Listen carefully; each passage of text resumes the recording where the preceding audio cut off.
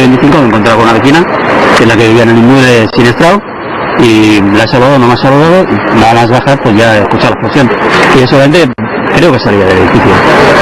El siniestrado, primera persona. ¿Estaba cerrando la puerta o abriendo? No lo sé. Han comentado que salían con maletas, con vistos. No, salía con dos bolsas, pues ya maleta no tenía.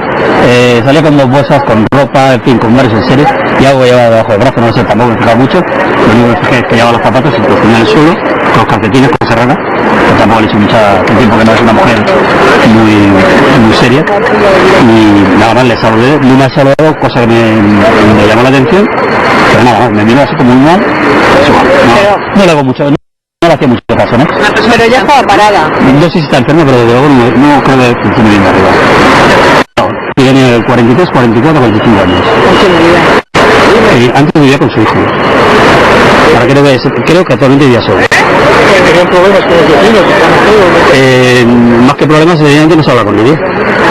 Una mujer un poco introvertida. Sí, porque una vez hizo una pequeña tontería y bueno, se le llamó la atención, punto.